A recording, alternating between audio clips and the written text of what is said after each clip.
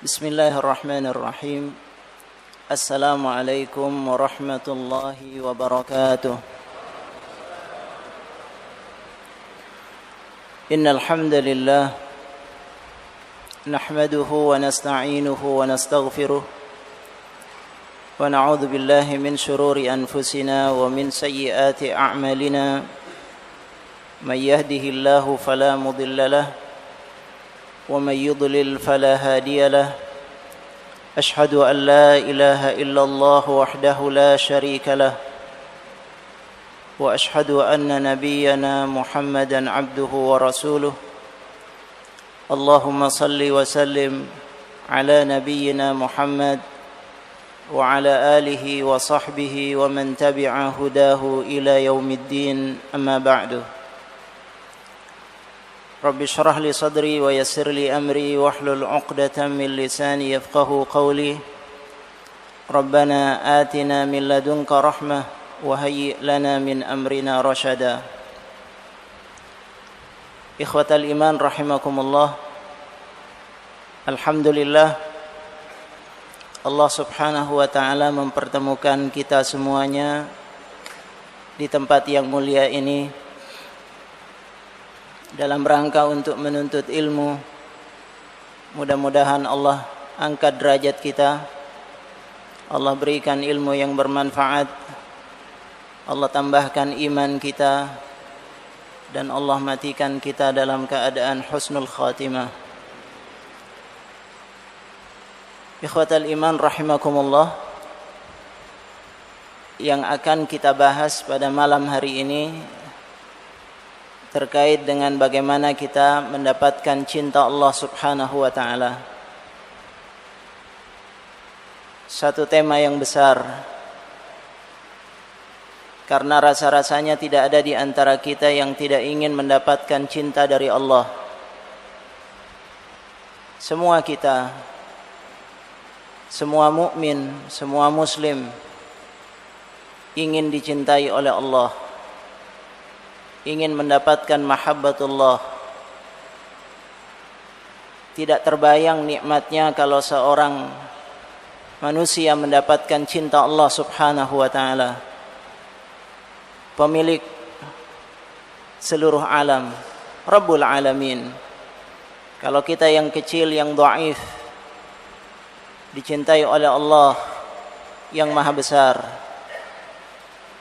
maka sungguh ini satu kenikmatan yang luar biasa yang Allah subhanahu wa ta'ala berikan kepada kita semuanya. Tadi disebutkan kita sering mengaku cinta kepada Allah subhanahu wa ta'ala, mengaku sebagai orang beriman, sebagai hamba yang mencintai Allah. Tetapi laisa sya'nu an tuhibba Allah, innama sya'nu an yuhibbaka Allah. Masalahnya bukan pengakuan kita bahwa kita cinta kepada Allah subhanahu wa ta'ala. Kalau hanya sekedar mengaku, banyak orang yang bisa mengaku. Kalau hanya sekedar klaim, banyak yang mengklaim bahwa dia cinta kepada Allah subhanahu wa ta'ala. Tetapi yang paling penting adalah bagaimana kita dicintai oleh Allah subhanahu wa ta'ala. Sebab kadang-kadang kita mengaku cinta kepada Allah, tetapi tingkah laku kita tidak menunjukkan kecintaan kita kepada Allah subhanahu wa ta'ala. Perbuatan kita tidak menunjukkan bahwa kita cinta kepada Allah subhanahu wa ta'ala. Seandainya cinta kita benar kepada Allah, tentu kita akan melakukan semua yang diperintahkan oleh Allah. Kita akan melakukan semua perintah Allah dan meninggalkan larangan-larangan Allah subhanahu wa ta'ala. Innal muhibba liman yuhibba muti'. Sebab orang yang mengaku cinta, maka dia akan ikut kepada orang yang dia cintai. Apalagi Allah subhanahu wa ta'ala. Kalau benar kita mengaku cinta kepada Allah, maka semua yang diinginkan oleh Allah, semua yang diridhai oleh Allah, semua yang disenangi oleh Allah, itu yang akan menjadi arah dari semua tingkah laku kita. Karena itu ikhwatal iman rahimakumullah, di antara doa ma'thur dari Nabi kita Muhammad sallallahu alaihi wasallam yang disebutkan berasal dari Nabi Dawud alaihi salam.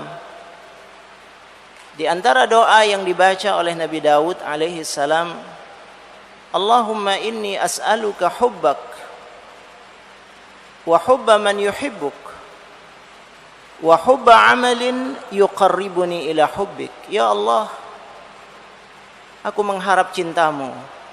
As'aluka hubbak wa hubba man yuhibbuk, dan cinta orang-orang yang cinta kepadamu, para rasul, para nabi, orang-orang saleh. Wa hubba amalin yuqarribuni ila hubbik, dan cinta kepada satu amal yang mendekatkan diriku untuk dicintai olehmu. Ini doa memberikan satu pelajaran kepada kita bahwa cinta Allah Subhanahu wa taala adalah sesuatu yang sangat besar. Sampai-sampai ini menjadi doa Nabi kita Muhammad sallallahu alaihi wasallam, doa Nabi Daud alaihi salam.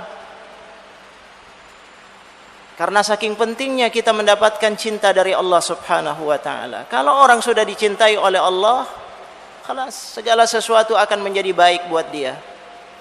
Allah akan berikan taufik kepadanya, Allah akan memberikan ilham yang baik kepadanya, Allah akan memudahkan dia untuk melakukan berbagai ketaatan, Allah akan berikan ridhanya kalau kita sudah dicintai oleh Allah Subhanahu wa taala. Karena itu tidak ada maqam yang lebih tinggi daripada maqam kita dicintai oleh Allah Subhanahu wa taala. Dan karena itu mudah-mudahan pembahasan kita pada malam hari ini memberikan satu jalan bagi kita untuk lebih dekat kepada Allah dan Allah cinta kepada kita semuanya. Ikhwatal iman rahimakumullah, ada banyak jalan kita untuk mendapatkan cinta dari Allah, karena Allah Subhanahu wa taala sudah membuka kunci-kuncinya kepada kita. Allah sudah memberikan jalan-jalannya kepada kita. Bagaimana caranya agar kita dicintai oleh Allah Subhanahu wa taala? Di dalam Al-Qur'an, di dalam hadis Nabi kita Muhammad sallallahu alaihi wasallam, Allah memberikan arahan kepada kita bagaimana caranya agar kita dicintai oleh Allah. Di antaranya tadi yang dibacakan oleh adik kita. Disebutkan di dalam Al-Qur'an, Qul in kuntum tuhibbunallaha fattabi'uni yuhibbukumullah wa yaghfir lakum dzunubakum. Kata Allah Subhanahu wa taala, katakan ya Muhammad sallallahu alaihi wasallam kepada mereka, ajarkan kepada mereka, kalau benar kalian cinta kepada Allah Subhanahu wa taala, fattabi'uni, maka ikuti aku. Ikuti Rasul sallallahu alaihi wasallam. Ikuti Nabi kita Muhammad sallallahu alaihi wasallam. Beliau yang diutus oleh Allah Subhanahu wa taala untuk memberikan pelajaran-pelajaran kepada kita. Dan beliau adalah manusia terbaik yang paling dicintai oleh Allah Subhanahu wa taala. Sehingga kalau kita juga ingin mendapatkan cinta Allah, maka kita harus mengikuti orang yang paling dicintai oleh Allah Subhanahu wa taala, yaitu Nabi kita Muhammad sallallahu alaihi wasallam. Tidak mungkin kita mendapatkan cinta Allah kalau kita menentang ajaran Rasul. Tidak mungkin kita mendapatkan cinta Allah kalau kita membangkang dari Rasul sallallahu alaihi wasallam. Sebab Allah Subhanahu wa taala sendiri yang menegaskan, laqad kana lakum fi Rasulillahi uswatun hasanah. Bahkan Allah Ta'ala selalu mengaitkan antara ketaatan kepada Allah dan ketaatan kepada Rasul sallallahu alaihi wasallam, satu hal yang tidak bisa dipisahkan. May yuti'ir rasul faqad ata' Allah. Siapa yang taat kepada Rasul sallallahu alaihi wasallam berarti dia taat kepada Allah Subhanahu wa taala. Sehingga siapapun yang ingin mendapatkan cinta Allah, ikuti Rasul sallallahu alaihi wasallam. Bagaimana kehidupan Rasul sallallahu alaihi wasallam? Bagaimana ibadahnya Rasul sallallahu alaihi wasallam? Bagaimana akhlaknya Rasul sallallahu alaihi wasallam? Bagaimana muamalahnya Rasul sallallahu alaihi wasallam? Ini yang kita ikuti. Pasti Allah Ta'ala memberikan janji kepada kita, yuhibbukumullah, pasti Allah akan cinta kepada kalian. Itu jalannya. Jadi siapapun kita yang ingin mendapatkan cinta Allah, di antaranya adalah dengan ittiba' an-nabi sallallahu alaihi wasallam, mengikuti Rasulullah sallallahu alaihi wasallam. Yang tidak mengikuti Rasulullah berarti pengakuan cintanya itu palsu, tidak benar. Karena ada kaidahnya, Allah yang menggariskan kaidah ini buat kita. Ini di antara jalan kalau kita ingin mendapatkan cinta dari Allah Subhanahu wa taala. Di antara yang lain yang disebutkan oleh Allah Subhanahu wa taala di dalam Al-Qur'an, kalau kita ingin mendapatkan cinta Allah, ya ayyuhalladzina amanu may yartadda minkum an dinih fasawfa ya'tillahu biqaumin yuhibbuhum wa yuhibbunah. Kalau kalian murtad keluar dari jalan Allah Subhanahu wa taala, Allah akan datangkan satu kaum yuhibbuhum wa yuhibbuna, yang Allah cintai kaum tersebut dan mereka juga cinta kepada Allah Subhanahu wa taala, dan mereka punya karakter. Kenapa mereka dicintai oleh Allah? Di antara karakternya adalah adzillatin 'alal mu'minin, a'izzatin 'alal kafirin, yujahiduna fi sabilillah wala yakhafuna laumata laim. Mereka punya karakter dan sifat adalah adzillah 'alal mu'minin, lemah lembut kepada orang-orang mukmin, baik kepada orang-orang mukmin, santun kepada orang-orang mukmin, tawadhu kepada sesama orang mukmin. Ini yang dicintai oleh Allah Subhanahu wa taala, sebab orang-orang mukmin adalah hamba-hamba yang dikasihi oleh Allah. Kalau mereka menunjukkan sikap baik kepada sesama mukmin, maka Allah Subhanahu wa taala akan cinta kepada mereka. Sebaliknya, Allah taala menegaskan a'izzah 'alal kafirin, tegas kepada orang kafir. Bukan dibalik. Ada banyak orang yang justru kepada orang mukmin begitu tegas, keras, tapi kepada orang di luar muslim, di luar Islam, mereka begitu lembut, menunjukkan kesantunan, tunduk dan seterusnya. Tidak demikian. Allah mengajarkan kepada kita a'izzah, tegas kepada orang-orang kafir. Asyidda 'alal kuffar, ruhama bainahum. Ini yang diinginkan oleh Allah Subhanahu wa taala kepada kita. Tunjukkan sikap, tunjukkan wibawa, tunjukkan izzah, tunjukkan kehormatan kita sebagai muslim. Kalau itu yang kita lakukan, maka insya Allah kita akan dicintai oleh Allah Subhanahu wa ta'ala. Allah Ta'ala menyebutkan begitu banyak di dalam Al-Quran. Allah Ta'ala menegaskan misalnya, Inna Allah yuhibbut tawwabin wa yuhibbul mutatahhirin. Allah senang kepada orang-orang yang selalu bertaubat kepada Allah dan selalu mensucikan dirinya. Inna Allah yuhibbul mutawakkilin. Allah senang kepada orang-orang yang bertawakal kepada Allah Subhanahu wa ta'ala. Dan banyak lagi ayat-ayat senada dengan ini. Tapi saya ingin menyebutkan satu hadis Nabi sallallahu alaihi wasallam, di antara cara agar kita juga mendapatkan cinta Allah Subhanahu wa ta'ala adalah kita mengerjakan amal-amal sunnah di luar yang wajib. Karena dalam hadis qudsi Nabi kita Muhammad sallallahu alaihi wasallam meriwayatkan bahwa Allah Subhanahu wa taala berfirman dalam potongan hadis tersebut, "Wala yazalu 'abdi yataqarrabu ilayya bin nawafil hatta uhibbah." Kata Allah Subhanahu wa taala, kalau ada hambaku yang terus-menerus dia melakukan amalan-amalan sunnah, nafilah, dia kerjakan yang wajib, tapi tidak merasa puas dia dengan yang wajib, yang sunnah dia lakukan, qabliyahnya, ba'diyahnya, duhanya, tahajudnya dan seterusnya. dia ingin mendekat kepada Allah Subhanahu wa taala dengan amal-amal nafilah lillahi taala, maka Allah taala mengatakan hatta uhibbah, aku akan cintai orang tersebut. Wa idza ahbabtuhu, kalau aku sudah cinta kepada orang tersebut, kalau aku sudah cinta kepada hamba tersebut, apa kata Allah Subhanahu wa taala?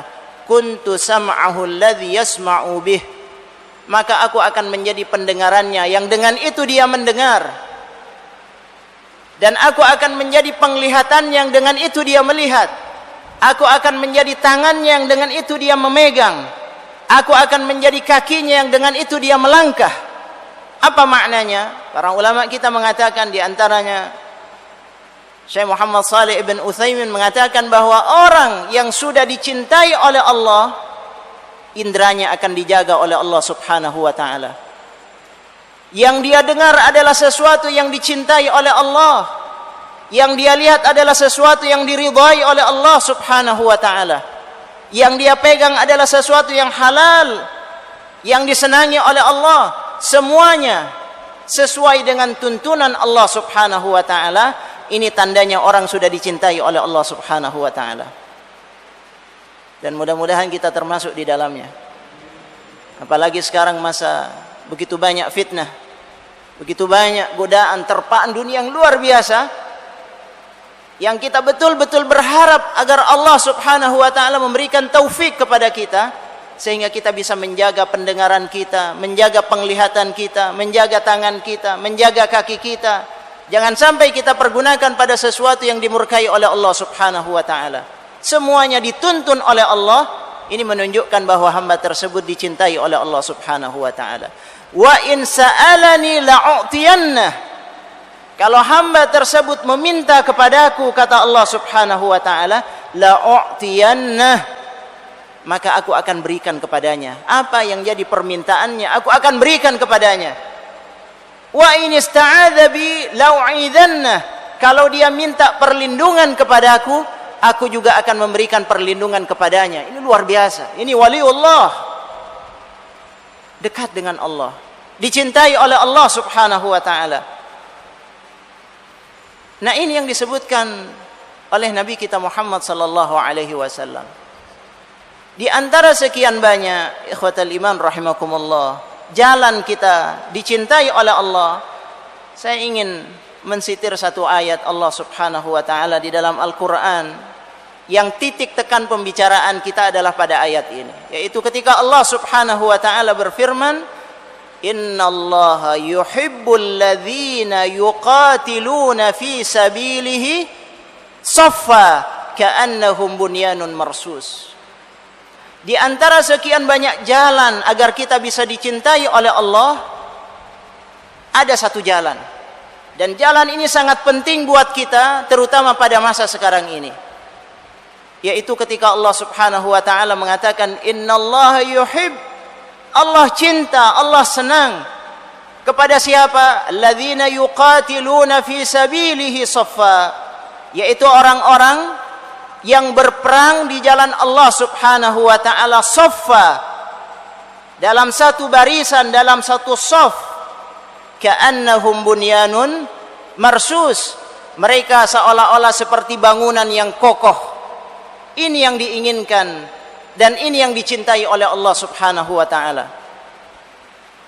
Allah Subhanahu wa taala memberikan beberapa arahan kepada kita. Kalau kita ingin dicintai oleh Allah Subhanahu wa taala, pada ayat ini Allah taala menegaskan bahwa orang yang dicintai oleh Allah yuqatiluna fi sabilih, dia berperang di jalan Allah, berjihad di jalan Allah, mau berjuang menegakkan kalimat Allah Subhanahu wa taala. Dan yang dipilih oleh Allah adalah kata qital. Kenapa qital yang dipilih oleh Allah Subhanahu wa taala? Karena di antara semua jenis jihad, afdal anwa'il jihad al-qitalu fi sabilillah. Jihad yang paling utama, jihad yang paling besar adalah jihad berperang di jalan Allah Subhanahu wa taala. Mengorbankan sesuatu yang mahal yang dia punya, yaitu dirinya, nyawanya, untuk menunjukkan kesetiaan dan loyalitasnya kepada Allah Subhanahu wa taala. Kalau seorang manusia, seorang muslim bisa menunjukkan pengorbanannya, mau dia mengorbankan hal yang paling mahal yang dia miliki di jalan Allah, maka yang di bawah itu insya Allah akan lebih mudah. Karena di luar qital, di luar jihad dengan nyawa, ada beberapa tingkatan jihad. Ada jihadun nafs. Bagaimana kita berjuang berjihad melawan nafsu kita, diri kita. Rasul sallallahu alaihi wasallam menyebutkan dalam satu hadis, al-mujahid man jahada nafsahu fi ta'atillah, bahwa seorang mujahid, seorang pejuang adalah yang berjuang mengendalikan nafsunya untuk taat kepada Allah Subhanahu wa taala. Ini di antara jenis jihad. Sebab tidak mungkin orang bisa berjuang mengalahkan musuh, mengalahkan yang di luar dia, kalau dirinya sendiri tidak bisa ditundukkan, kalau nafsunya sendiri tidak bisa ditundukkan. Maka yang pertama, jihad yang paling mendasar adalah jihad melawan hawa nafsunya. Kemudian baru sesudah itu jihad melawan syaitan, jihadus syaitan, yang selalu menggodanya, mengganggunya. Karena Allah Ta'ala menegaskan, inna syaitana lakum adu fattakhidhuhu aduwa. Setan itu musuh, maka jadikan setan itu sebagai musuh kalian, jangan jadikan sebagai teman. Ini yang disebutkan oleh Allah, jihad melawan syaitan. Dan kemudian jihad melawan musuh, yaitu dalam bentuk qital. Di bawah itu ada jihadul mal, jihad dengan harta, jihad dengan waktu, jihad dengan ilmu, jihad dengan tenaga, dan seterusnya. Dan yang paling utama adalah berjuang di jalan Allah dengan nyawa kita. Intinya adalah Allah cinta kepada orang yang mau berjuang di jalan Allah Subhanahu wa taala. Yuqatiluna fi sabilih. Tapi tidak hanya sekedar berjuang, Allah selalu menggarisbawahi kata-kata fi sabilih. Jangan sampai perjuangan kita melenceng. Jangan sampai perjuangan kita keluar dari rel yang diinginkan oleh Allah. Perjuangan kita karena Allah, di jalan Allah, membela agama Allah Subhanahu wa taala, menunjukkan loyalitas kepada Allah. Ini yang diinginkan oleh Allah. Karena itu setiap kali Allah menyebutkan kata jihad di dalam Al-Quran, selalu disebutkan fi sabilillah. Hal adullukum ala tijaratin tunjikum min adabin alim tu'minuna billahi wa rasulih wa tujahiduna fi sabilillah. Selalu digarisbawahi oleh Allah untuk memberikan penekanan, jangan sampai salah orientasi kita dalam berjuang. Innamal mu'minuna alladhina amanu billahi wa rasulihi thumma lam yartabu wajahadu bi amwalihim wa anfusihim fi sabilillah. Selalu fi sabilillah disebutkan. Kenapa?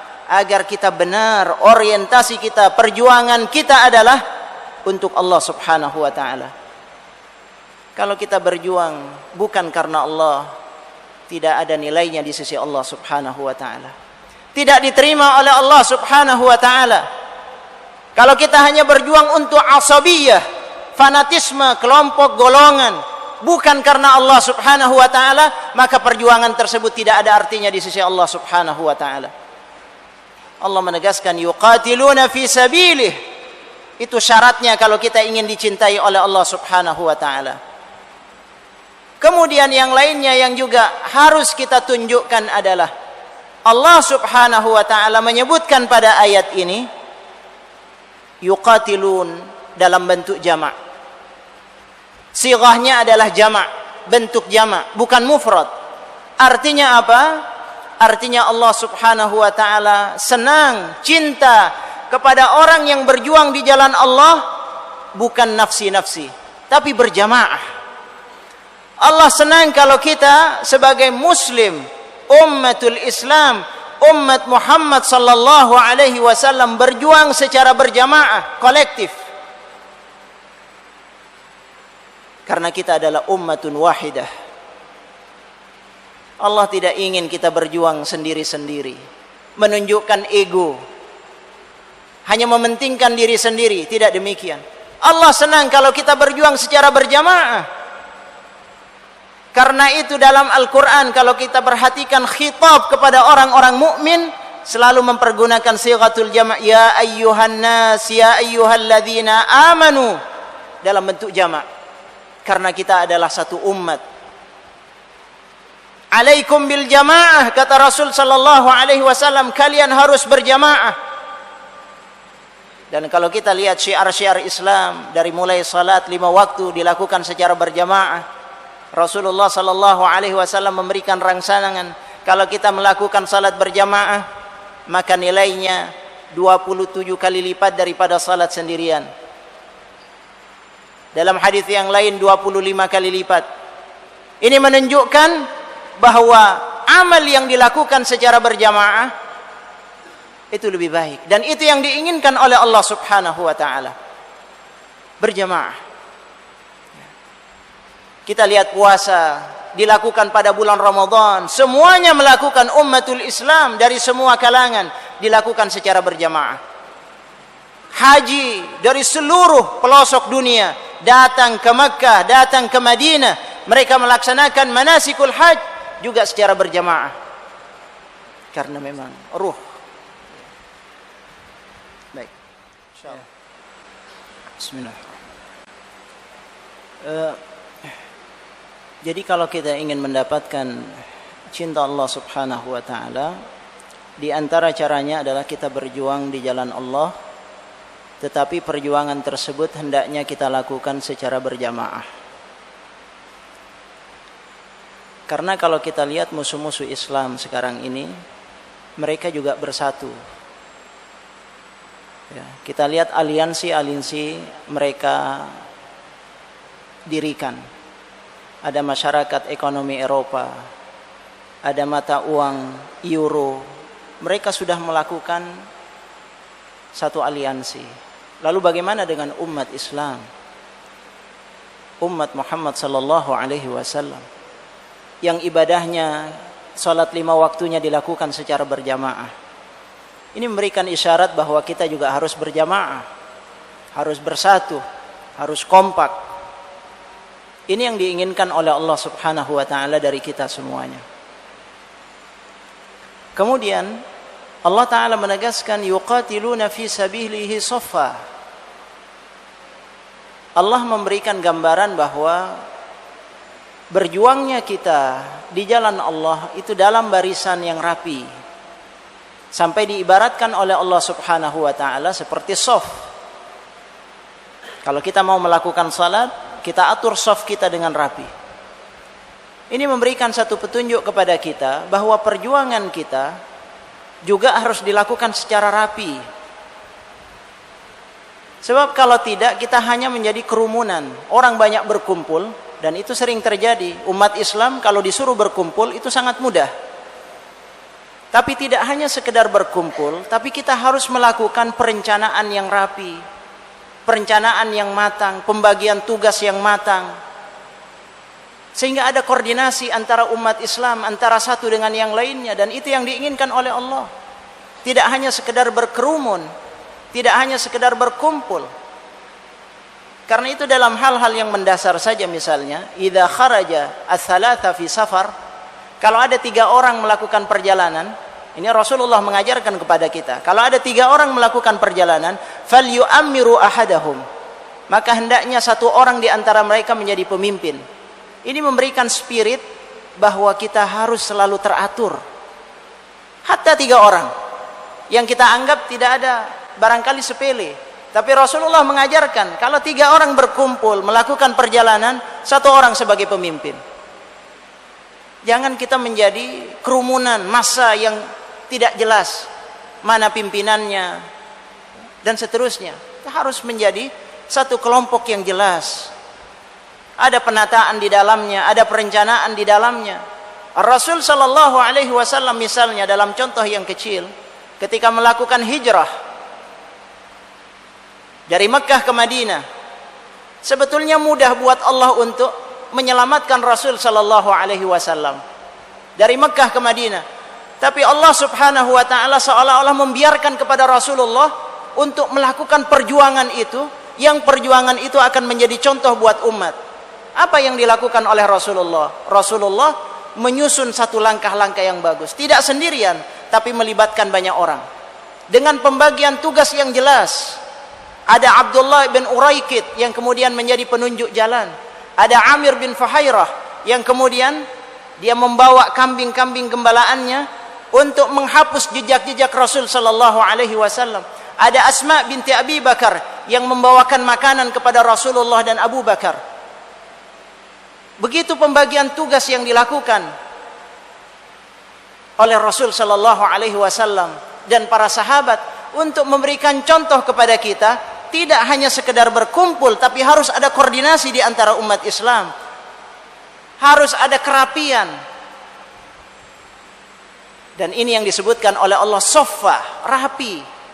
Karena Allah Ta'ala cinta pada kerapian itu. Innallaha katabal ihsana ala kulli syai'in. Allah tidak senang kepada sesuatu yang dilakukan secara asal-asalan.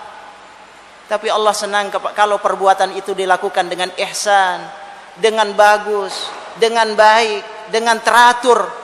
Karena itu menunjukkan nilai-nilai Islam.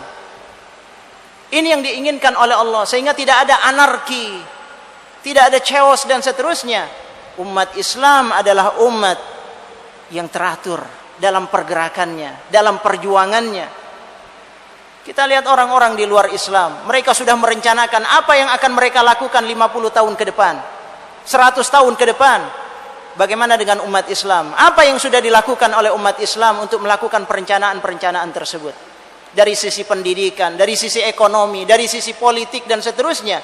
Kita hanya pandai berkerumun, tapi tidak pandai untuk menata soft kita. Ini yang diinginkan oleh Allah Subhanahu wa taala. Yuqatiluna fi sabilihi saffa. Harus ada keteraturan. Ini yang akan dicintai oleh Allah Subhanahu wa taala. Kemudian Allah memberikan penegasan yang lebih lanjut. Allah Ta'ala mengatakan ka'annahum bunyanun marsus.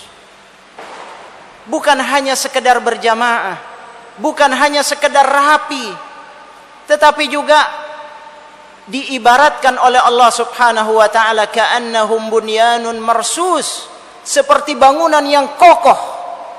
Marsus, kalau dalam kamus disebutkan bahwa makna dari marsus, melekat dia satu dengan yang lainnya, solid, ada soliditas. Tidak hanya rapi secara lahiriah, tidak hanya enak dipandang secara zahir, tapi kerapian mereka, keteraturan mereka, saf mereka itu menunjukkan keterpautan hati di antara mereka. Bunyan marsus, soliditas di antara umat Islam. Kalau kita menjadi umat yang solid, satu dengan yang lainnya saling mencintai, satu dengan yang lainnya saling menghormati, satu dengan yang lainnya memiliki keterpautan hati, ini yang akan menjadikan umat ini kokoh. Bunyan marsus. Dan itu yang disebutkan oleh Nabi kita Muhammad sallallahu alaihi wasallam, al-mu'min lil mu'min kal bunyan yashuddu ba'dahu ba'dah. Mukmin yang satu dengan mukmin yang lain, kata Rasulullah, seperti satu bangunan yang saling menguatkan, bukan sebaliknya, saling menjatuhkan, ya, saling merusak, saling meruntuhkan dan seterusnya. Ini bukan tipe dari perjuangan mukmin. Bahwa mukmin, kata Rasul sallallahu alaihi wasallam, saling mendukung, bekerja sama. Kalau ada saudaranya melakukan kesalahan, dia nasihati dengan baik, dia ingatkan dengan baik, ada amar ma'ruf nahi munkar. Dan ini yang ingin dibangun oleh Allah Subhanahu wa taala atas umat ini. Karena itu Rasul sallallahu alaihi wasallam luar biasa membangun kekokohan umat ini. Muhajirin dan Ansar disatukan oleh Rasulullah, dipautkan hati mereka. Antar sahabat kita lihat bagaimana kesatuan di antara mereka, kesatuan hati di antara mereka. Rasulullah mulai dari hal-hal yang kecil. Kata Rasul sallallahu alaihi wasallam, tabassumuka fi wajhi akhika laka sadaqah. Senyum kepada saudaranya sudah sedekah. Salam, afshus salam bainakum. Tebarkan salam. Ini untuk memautkan hati di antara kita. Kemudian kalau ada yang kena musibah, takziah. Kita hibur dia. Kalau ada yang mendapatkan kabar gembira nikmat dari Allah, berikan tahniah. Ini yang diajarkan oleh Rasul sallallahu alaihi wasallam. Dan Allah Ta'ala dalam Al-Quran, dan pernah kita bahas bagaimana Allah Ta'ala mengingatkan kepada kita hati-hati kepada 6 hal ini. 6 hal yang akan membuat soliditas di antara kita rapuh. Apa kata Rasul, kata Allah Subhanahu wa Ta'ala dalam Al-Quran, la yaskhar qaumun min qaum, jangan saling merendahkan satu dengan yang lainnya. Wala talmizu anfusakum, jangan saling memaki, mengecam dan seterusnya. Wala tanabazu bil alqab, jangan memberikan gelar-gelar buruk kepada saudaranya. Jangan suudzon. Harus kita berusaha untuk husnudzon kepada saudara kita. Wala tajassasu, jangan mencari-cari kesalahan. Wala yaghtab ba'dukum ba'dha, jangan berghibah dan seterusnya. Ini luar biasa. Agar umat Islam menjadi umat yang solid, dan ini yang diinginkan oleh Allah Subhanahu wa Ta'ala. Karena itu ikhwatal iman rahimakumullah, kalau ini yang kita lakukan, insya Allah musuh tidak mudah masuk ke dalam saf kita. Insya Allah musuh tidak akan bisa mengobrak-abrik barisan kita, karena kita punya persatuan yang kokoh, sebagaimana yang dicontohkan dan diajarkan oleh Nabi kita Muhammad sallallahu alaihi wasallam dan para sahabat. Nah, kalau kita bisa menunjukkan hal tersebut, insya Allah kita akan menjadi hamba-hamba yang dicintai oleh Allah Subhanahu wa Ta'ala. Mudah-mudahan ikhwatal iman rahimakumullah, kita semuanya berharap kepada Allah, Allah memberikan taufik kepada kita, agar setiap langkah kita diarahkan oleh Allah menuju kepada sesuatu yang diridhai oleh Allah Subhanahu wa Ta'ala. Dan kita berharap agar umat Islam menjadi umat yang kokoh, tidak hanya dalam teori, tetapi juga dalam praktek dan kenyataan. Umat Islam adalah umat yang dibanggakan oleh Allah dan dibanggakan oleh Nabi kita Muhammad sallallahu alaihi wasallam.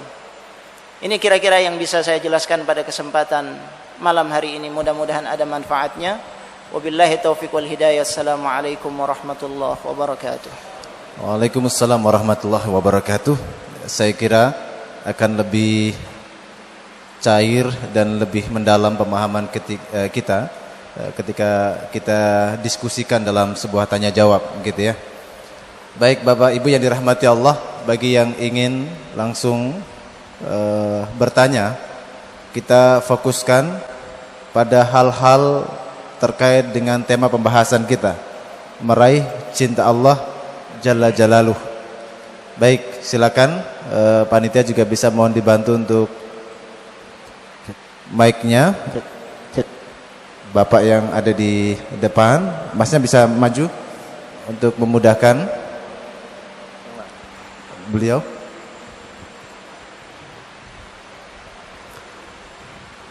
Assalamualaikum warahmatullahi wabarakatuh. Waalaikumsalam warahmatullahi. Yang mau anda tanyakan, bagaimana menjadikan rumah sebagai baiti jannati? Itu aja. Baik, terima kasih. Singkat pertanyaannya ya. Ini bab keluarga dikaitkan dengan meraih cinta Allah, gitu ya. Agar keluarga kita ini keluarga yang jannati, surgawi, begitu. Baik, silakan sebutkan nama, Pak. Assalamualaikum warahmatullahi wabarakatuh. Nama saya Jatmiko. Pak Jatmiko, silakan. Ya, terima kasih Ustaz. Saya memperoleh paparan yang sangat berharga bagi diri saya. Saya terima kasih saya ucapkan dengan Pak Fauzi. Alhamdulillah. Yang saya tanyakan adalah bahwa cinta, kita mencinta Allah dan kita dicintai Allah. Kalau kita mengatakan cinta, kalau yang mencintai dan yang dicintai itu enggak ada klik, itu namanya cinta tidak bermakna. Nah, yang saya katakan, yang saya tanyakan di sini bahwa apa ada rasa atau perasaan dari diri kita? Kalau Allah Maha tahu, yang Maha Gaib itu tahu bahwa Dia mencintai dan dicintai tahu. Tapi dalam diri kita, umat yang tidak mengetahui zat Allah, apakah ada perasaan bahwa kita itu telah dicintai Allah? Itu yang pertama. Yang kedua, untuk memupuk rasa cinta supaya cinta itu bersemi sampai mengantarkan ke pintu gerbang kita kematian, itu untuk membinanya itu dengan cara apa, Ustaz? Terima kasih. Assalamualaikum warahmatullahi wabarakatuh. Assalamualaikum warahmatullahi wabarakatuh. Satu lagi, cintanya supaya tidak cinta bertepuk sebelah tangan, Pak ya. Masnya deh yang mengenakan jaket hitam. Assalamualaikum warahmatullahi wabarakatuh. Assalamualaikum warahmatullahi wabarakatuh. Yang perkenalkan, nama saya Fahrizal dari Surabaya. Mas Fahrizal. Yang saya tanyakan sebenarnya hampir sama dengan pertanyaan Bapak yang tadi. Yang pertama, intinya yang saya tanyakan tadi pembahasan dari Ustadz yang disampaikan mengenai bagaimana cara kita agar senantiasa cinta kepada Allah Subhanahu wa taala. Namun di sini yang saya tanyakan bagaimana juga cara kita selain diri kita sendiri agar cinta kepada Allah Subhanahu wa taala, bagaimana cara terbaik kita untuk mengajak atau mengajarkan kepada saudara atau keluarga kita, bahkan orang tua kita agar ikut bisa cinta kepada Allah Subhanahu wa taala. Seperti itu. Baik. Ya. Subhanallah. Terima kasih. Assalamualaikum warahmatullahi wabarakatuh. Waalaikumsalam warahmatullahi wabarakatuh. Tema pembahasannya cinta gitu ya. Makanya tak lihat wajahnya masih 20 tahunan semua ini. Ustaz, yang pertama ini cinta, menghadirkan cinta Allah dalam keluarga. Hampir sama pertanyaannya Mas Fahrizal dengan Bapak yang pertama tadi ya. Agar keberkahan keluarga yang surgawi itu benar-benar kita rasakan. Bagaimana Ustaz? Ya. Di antara caranya kalau kita ingin mendapatkan cinta Allah di dalam rumah kita sehingga rumah kita menjadi jannah adalah dengan cara mengikuti Nabi kita Muhammad sallallahu alaihi wasallam. Bagaimana Rasulullah di rumah beliau? Bagaimana kehidupan Rasulullah fi baitih? Karena tidak ada rumah yang paling bahagia melebihi bahagianya rumah Rasulullah sallallahu alaihi wasallam. Allahumma shalli alaihi. Ada beberapa hal yang membuat rumah Rasulullah adalah rumah yang paling membahagiakan, menjadi sorga. Dan kalau kita ikut apa yang dilakukan oleh Rasulullah ini, insya Allah kita juga akan dicintai oleh Allah Subhanahu wa ta'ala. Yang pertama adalah ilaqah qawiyah billah, punya hubungan yang kuat dengan Allah. Kalau setiap anggota di dalam rumah tersebut, baik itu bapak, ibu, anak, semuanya punya hubungan yang kuat dengan Allah, maka rumah ini adalah rumah yang diberkahi oleh Allah Subhanahu wa ta'ala. Karena Rasul sallallahu alaihi wasallam mengajarkan bagaimana beliau di dalam rumah adalah orang yang paling banyak hubungan kuat dengan Allah Subhanahu wa ta'ala. Zikirnya Rasulullah di rumah, ya, ibadahnya Rasulullah, salatnya Rasulullah di rumah, ya, tilawah Quran dan seterusnya. Rasul sallallahu alaihi wasallam menghiasi rumah beliau adalah dengan ibadah. Dan kalau rumah itu diisi dengan ibadah, akan datang ketenangan, tumakninah akan diberikan oleh Allah. Ini yang akan membuat bahagia. Yang kedua, yang ditunjukkan oleh Rasul sallallahu alaihi wasallam di dalam rumah Rasul sallallahu alaihi wasallam adalah orientasi, bahwa orientasi hidup Rasulullah bukan pada dunia. Semuanya anggota keluarga Rasul sallallahu alaihi wasallam diajak untuk punya orientasi ukhrawi. Kalau kita dalam keluarga punya orientasi yang sama, insyaallah satu pemahaman. Tapi kalau orientasi di dalam rumah antara ibu dan bapak, antara suami dan istri, kemudian anak punya orientasi yang berbeda, ini bahaya. Karena itu Rasulullah mengajarkan kepada keluarganya, kepada istrinya, kepada anaknya, bahwa orientasinya adalah akhirat. Orientasinya adalah akhirat. Karena itu Rasul sallallahu alaihi wasallam mengajarkan kepada mereka untuk selalu menjadikan semua aktivitas dan perbuatan mereka adalah untuk mendapatkan ridhonya Allah Subhanahu wa ta'ala. Karena orientasinya sama.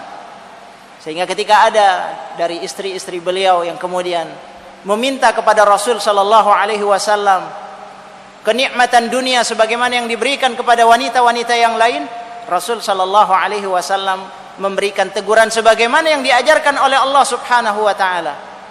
Kalau kalian mengharapkan kehidupan dunia dan segala perhiasannya, fata'alaina umatti'kunna wa usarrihkunna sarahan jamila. Maka bagusnya kita pisah saja, sebab orientasinya beda. Orientasinya adalah akhirat. Harus diarahkan ke sana, baru kemudian akan menjadi rumah yang bahagia karena sama orientasinya. Gitu ya. Dan terakhir, Rasulullah mengajarkan akhlak. Bagaimana di dalam rumah tangga itu? Akhlak kepada istri, akhlak kepada anak. Dan itu yang membuat kemudian suasana rumah tangga menjadi nyaman. Bayangkan kalau rumah tangga kita diisi oleh orang-orang yang tidak punya akhlak. Tidak akan pernah ada kebahagiaan. Nah ini kalau kita ikut Rasulullah, maka akan ada ketenangan. Dan kalau kita ikut Rasulullah, akan dicintai oleh Allah Subhanahu wa ta'ala. Masya Allah. Jadi pondasi yang asas adalah ikatan kita dengan Allah harus kuat ya Ustaz ya. Karena cinta, kebahagiaan itu dari Allah. Wa annahu huwa adhaka wa abka, insyaallah. Tapi kalau tadi visi misinya harus sama, ini kayaknya waktu nikah harus milihnya tepat gitu Ustaz ya. Kalau asal-asalan memilih untuk menyamakan visi misi mungkin bisa, tapi perjuangannya harus ekstra gitu ya.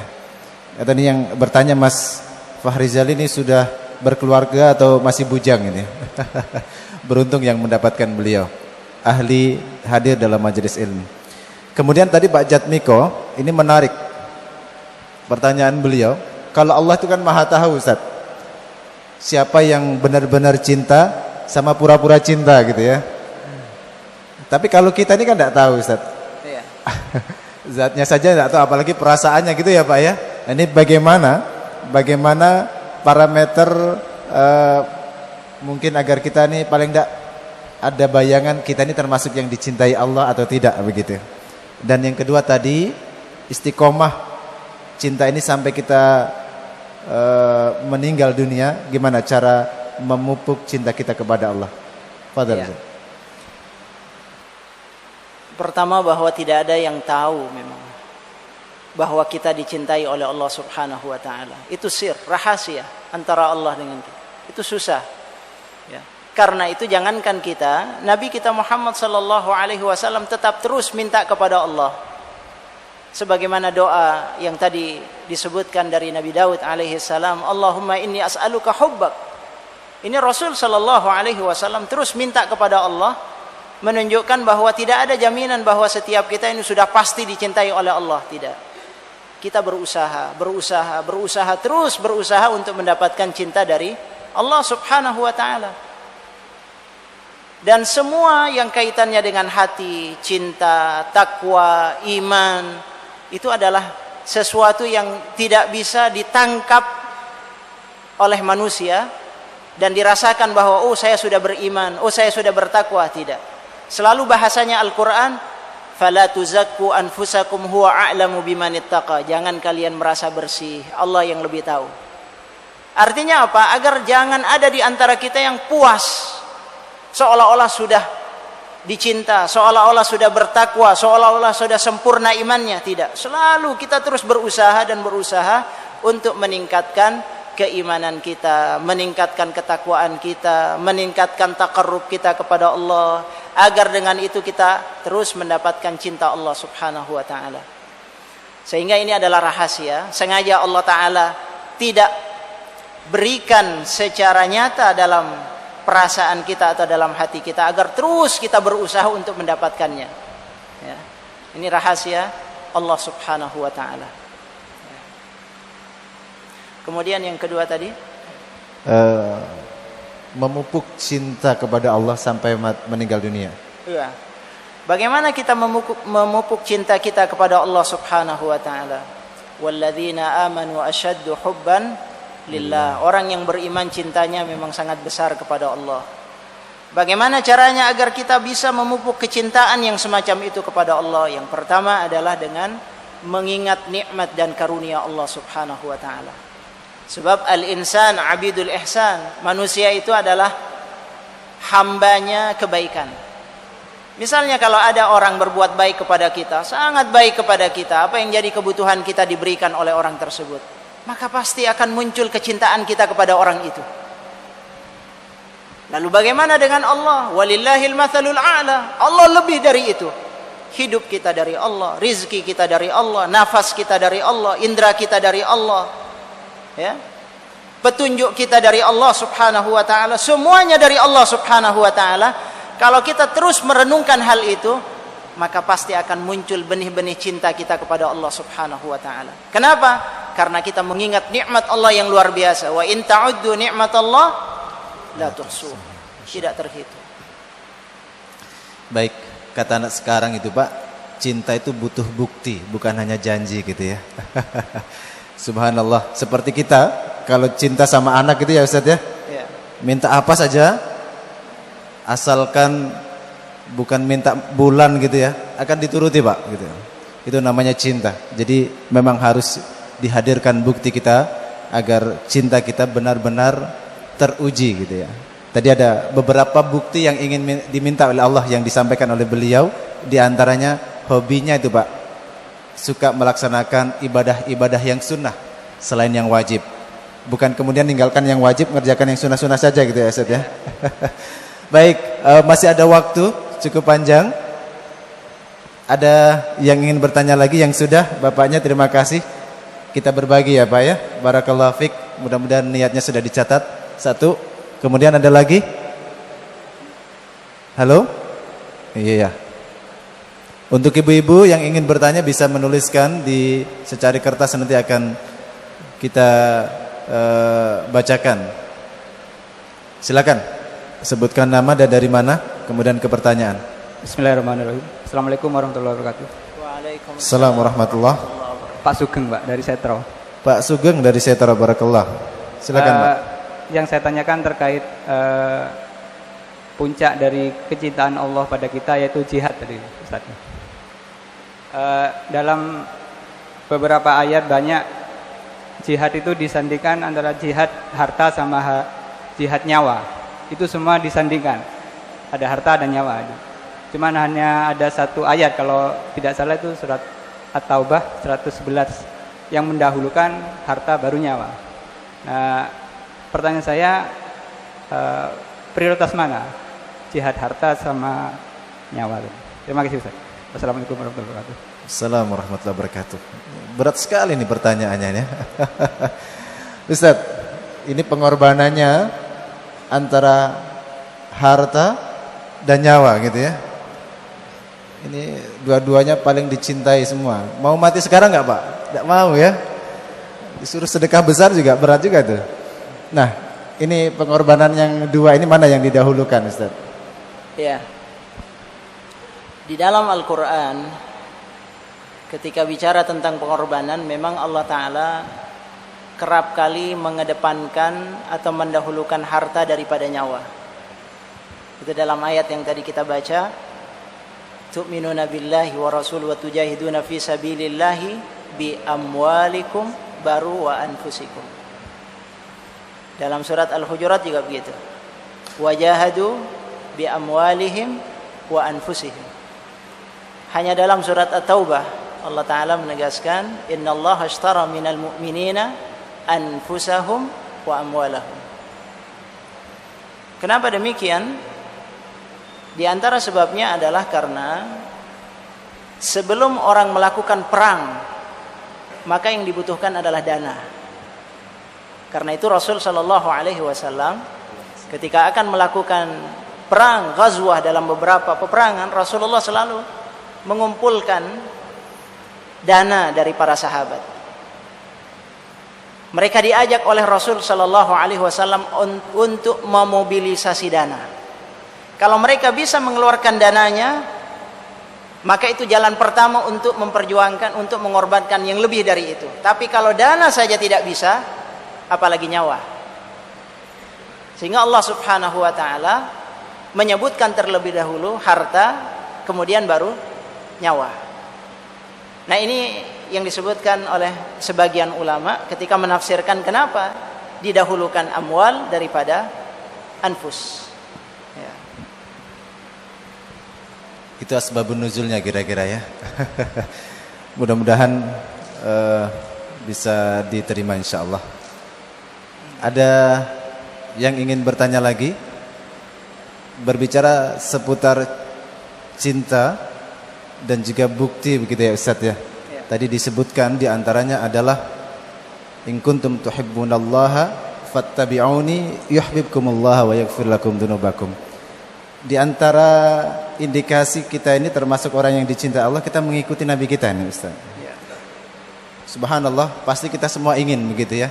Tapi nggak tahu buktinya seperti apa gitu.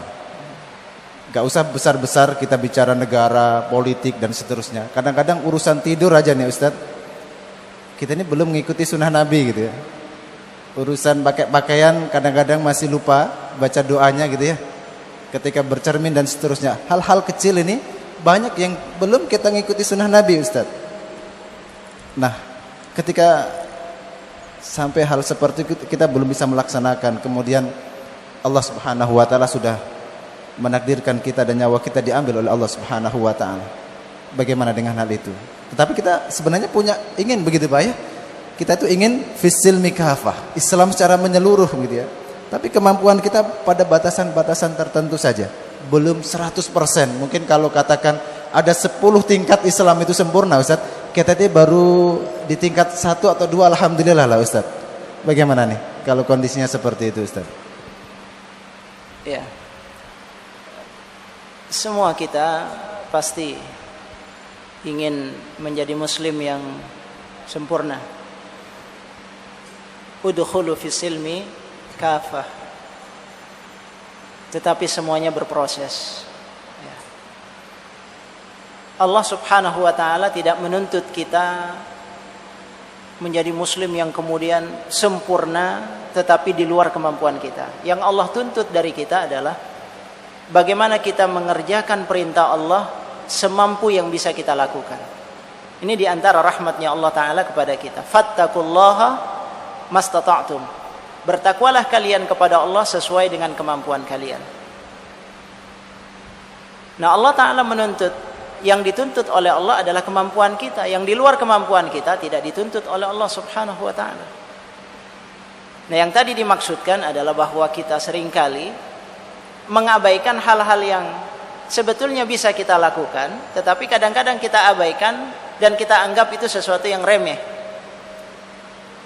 Padahal ketika Rasul Shallallahu Alaihi Wasallam mencontohkan kepada kita, mengajarkan kepada kita dalam hal-hal yang terkait dengan kehidupan sehari-hari, kalau itu kita laksanakan, insya Allah itu akan menjadi jalan bagi kita semuanya untuk kemudian sampai pada tingkatan di mana kita cinta kepada Rasulullah sallallahu alaihi wasallam. Kata Rasul sallallahu alaihi wasallam, "Kullu ummati yadkhulunal jannah illa man abah." Semua umatku akan masuk surga kecuali yang tidak mau. Sahabat bertanya, "Qalu wa man ya'ba ya Rasulullah?" Memangnya ada yang tidak mau ya Rasulullah? Man ata'ani dakhalal jannah. Siapa yang taat kepadaku, dia mencontoh diriku dan seterusnya, dia akan masuk surga. Wa man asani faqad aba. Tapi yang menentang, yang membangkang, tidak mau mengikutiku, berarti dia tidak mau masuk surganya Allah Subhanahu wa taala. Jadi kita melihat bahwa kita mulai dari yang kecil-kecil. Ya. Jangan kita bicara yang besar kalau yang kecil-kecil saja tidak kita lakukan. Misalnya makan, minum dengan tangan kanan. Ya. Tutup aurat dengan rapi. Bagaimana kehidupan di dalam rumah tangga kita, sesuai sunnah atau tidak, dan seterusnya. Itu yang bisa kita lakukan. Baru nanti kita bicara tentang negara dan seterusnya. Kalau hal yang kecil bisa kita lakukan, insya Allah yang besar akan dimudahkan oleh Allah Ta'ala. Ya. Saya kira semacam itu. Masya Allah. Jadi ada tadarruj dalam menjalankan sunnah ini begitu ya Ustaz ya. Saya kira kalau udah ada proses maunya langsung 100% gitu, semuanya harus Islam dan seterusnya. Kita ini tidak ada yang sempurna kira-kira begitu Ustaz. Tetapi ini adalah rahmat dari Allah Subhanahu wa taala yang menghargai sebuah proses gitu. Ada yang mengaitkan gitu Ustaz, ngasih contoh orang yang membunuh 100 nyawa itu belum melakukan apa-apa, tapi baru niat saja itu ya Ustaz. Baru niat saja sudah dinyatakan Islamnya kafah gitu. Nah, ini apakah kita termasuk yang seperti itu nih? Yang penting niatnya harus dikuatkan dulu nih Ustaz. Itu kasusnya berbeda ya. Jadi itu kasus taubat itu. Kasus orang yang ingin bertaubat kepada Allah sesudah dia membunuh 100 nyawa. Itu menunjukkan rahmatnya Allah subhanahu wa ta'ala. Bahwa siapapun yang pernah melakukan kesalahan, sebesar apapun kesalahan tersebut, sebanyak apapun dosa yang dia lakukan, kalau dia menghampiri Allah subhanahu wa ta'ala dengan hati yang menyesal, menangis hatinya, mengiba kepada Allah, dia berlari menuju Allah subhanahu wa ta'ala, kalaupun di pertengahan jalan kemudian dia diambil nyawanya oleh Allah sebelum dia melakukan amal saleh, tapi dia sudah bertaubat kepada Allah, Allah ampuni dosanya. Allah subhanahu wa ta'ala dengan rahmatnya memberikan apa yang kadang-kadang di luar jangkauan kita. Ini menunjukkan rahmatnya Allah subhanahu wa ta'ala. Tapi jangan disalahfahami, oh kalau begitu tanpa beramal juga tidak apa-apa. Tidak demikian. Ini orang mau bertaubat, tapi di tengah jalan sudah diambil nyawanya oleh Allah subhanahu wa ta'ala. Allah melihat niatnya, Allah melihat tekadnya, yang dengan itu dia masuk ke dalam surganya Allah subhanahu wa ta'ala. Dan banyak lagi hadis-hadis yang lain, seperti ada seorang wanita, dia ahli maksiat, ketika dia berada di sumur, dia lihat anjing yang kemudian kehausan, diberikan minum kepada anjing tersebut, yang dengan kebaikannya Allah berikan rahmat kepadanya, dia masuk surganya Allah subhanahu wa ta'ala. Jadi di satu sisi ada hadis-hadis, ada riwayat yang memberikan harapan kepada kita. Jangan pernah putus asa kepada Allah. La taqnatu min rahmatillah. Tapi di sisi yang lain ada ancaman-ancaman Allah subhanahu wa ta'ala. Ya, jangan kita kemudian hanya bergantung pada hadis-hadis yang semacam ini. Ini memberikan satu harapan besar. Tapi di sisi yang lain kita juga harus punya perasaan khauf, takut kepada Allah. Nah, sehingga imbang. Ya. Jangan hanya mengambil satu ayat atau satu nas, mengabaikan nas-nas yang lainnya. Tidak demikian. Taib, barakallahu fik Ustaz Fauzi. Satu pembahasan yang luar biasa. Mudah-mudahan kita bukan termasuk orang-orang yang hanya mengaku cinta saja, tetapi Allah rupanya nggak cinta sama kita.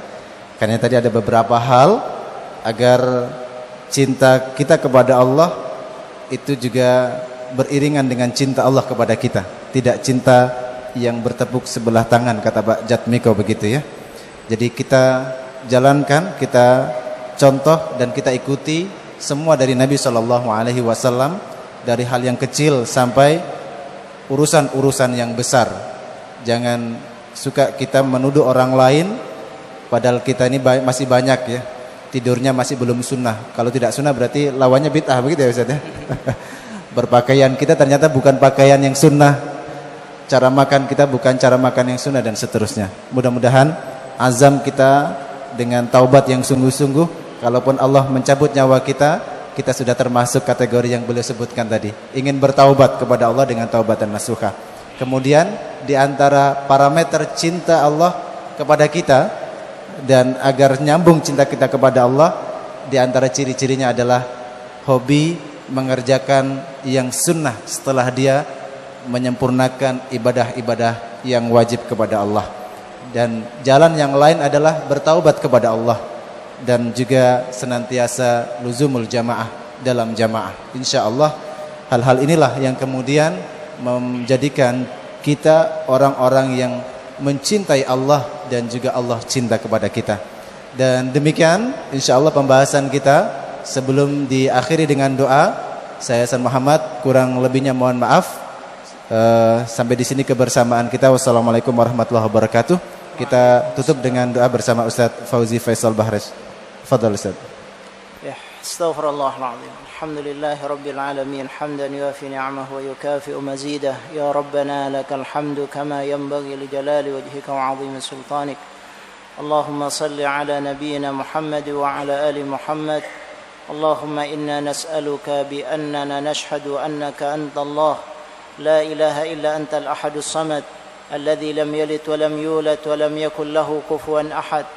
اللهم إنا نسألك الهدى والتقى والعفاف والغنى اللهم إنا نسألك رضاك والجنة ونعوذ بك من سخطك والنار اللهم إنا نسألك حبك وحب من يحبك وحب عمل يقربني إلى حبك اللهم إنا نسألك لسانا رطبا بذكرك وقلبا مفعما بشكرك وبدنا حينا لينا بطاعتك اللهم إنا نسألك إيمانا كاملا ونسألك قلبا خاشعا ونسألك علما نافعا ونسألك يقينا صادقا ونسألك دينا قيما ونسألك العافية من كل بلية ونسألك تمام الغنى عن الناس وهب لنا حقيقة الإيمان بك حتى لا نخاف ولا نرجو غيرك ولا نعبد شيئا سواك واجعل يدك مبسوطة علينا وعلى أهلينا وأولادنا ومن معنا برحمتك ولا تكلنا إلى أنفسنا طرفة عين ولا أقل من ذلك يا نعم المجيب ربنا اغفر لنا ولوالدينا وارحمهم كما ربونا صغارا ربنا هب لنا من أزواجنا وذرياتنا قرة أعين واجعلنا للمتقين إماما ربنا آتنا في الدنيا حسنة وفي الآخرة حسنة وقنا عذاب النار وصلى الله على نبينا محمد وعلى آله وصحبه وسلم والحمد لله رب العالمين